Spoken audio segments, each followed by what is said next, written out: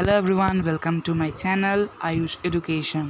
तो आज हम लोग पढ़ने वाले हैं क्लास 9 हिंदी स्पर्श किताब के गद्य खंड के पहला चैप्टर दुख का अधिकार।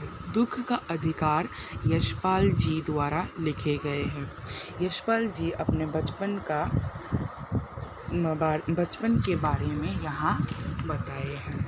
दुख का अधिकार, ये दुख का अधिकार कहानी है बहुत ही छोटा, लेकिन इसका अंदर का जो महत्व है वो बहुत ही गहरा एवं बहुत ही लंबा है। दुख का अधिकार में पोशाक के बारे में बताए हैं। दुख का अधिकार में दुखी होने के लिए भी क्या अधिकार चाहिए वो भी बताया है लेखक ने। तो चलिए हम लोग पढ़ते हैं आज दुख का अधिकार। पहले इधर में इस पैराग्राफ में दिया है मनुष्य में पोशाकों का प्रभाव। कैसे पोशाकों में मनुष्य में पोशाकों का प्रभाव गिरता है। मनुष्य की पोशाक ही हमें बताती है कि वो मनुष्य कौन सी क्लास डिज़र्व करता है और कौन उनका क्या क्या अधिकार और क्या स्टेटस है। यही पोशाक हमें बहुत सी आज़ादी देती है, लेकिन जब हम किसी नीचे क्लास के मनुष्य के बारे में जानना चाहते हैं या अनुभूति करना चाहते हैं तो यही पोशाक है जो बाधा एवं बंधन बनकर हरदम हमारे सामने खड़े होते हैं, हमें समाज में झुकने नहीं देते हैं। जिस तरह वायु की लहरें मतलब हवा की लहरें कटी हुई पतंग को सहसा भूमि पर मतलब नीचे गिरने नहीं देती, उसी प्रकार हमारी पोशाक हमें सबके सामने झुकने नहीं देती। अभी इधर में देखिए क्या है। इधर में लेखक द्वारा एक आधा उम्र की स्त्री पर नज़र। कैसे ये स्त्री पर लेखक का नज़र गिरा। बाजार में फुटपाथ पर कुछ खरबूजे डलिए में और कुछ ज़मीन में बिक्री के लिए रखे हुए थे। खरबूजे के सामने एक आधा उम्र की स्त्री बैठी रो रही थी। खरबूजे बिक्री करने के लिए थे, लेकिन कोई उसे खरीदता नहीं था। वह स्त्री कपड़े से मुंह छिपाए सिर को घुटनों पर रखे फफक फफक कर रो रही थी। तो यही लेखक ने नोटिस किया। अभी देखते हैं इधर में, इसमें क्या है। इधर में लेखक के मन में उस स्त्री के प्रति एक व्यथा सी उठती है। पड़ोस की दुकान के तख्तों पर बैठे या बाजार में खड़े लोग घृणा से उस स्त्री के बारे में बात कर रहे थे। उस स्त्री का रोना देखकर लेखक के मन में एक व्यथा सी उठी, पर लेखक उस स्त्री के सामने नहीं जा पा रहा था। कारण एक ही था। कारण क्या था? लेखक का पोशाक था। वो कैसे फुटपाथ पर बैठकर उस स्त्री के साथ बात करता। तो ये था इस पैराग्राफ में। अभी इस पैराग्राफ में देखिए, यहाँ पर पड़ोस की दुकानों के तख्तों पर बैठे या बाजार में खड़े लोगों के बारे में कहा है। क्या कहा है?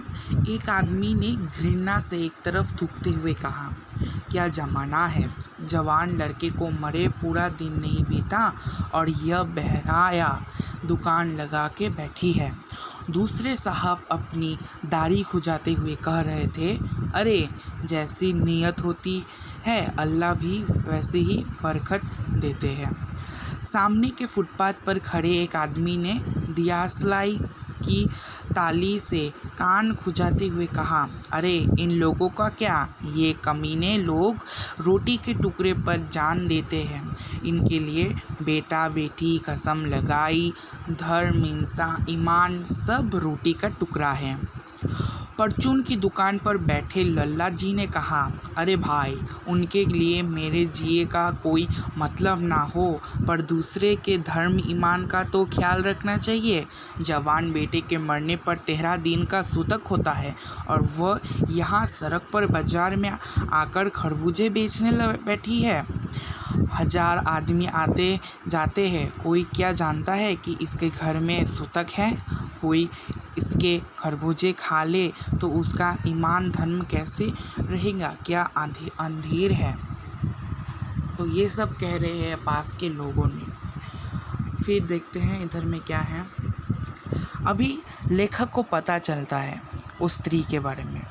पास पड़ोस की दुकान से पूछने पर लेखक को पता लगा कि उस स्त्री का 23 मतलब 23 वर्ष का एक जवान लड़का था। घर में उसकी बहू और पोता पोती है।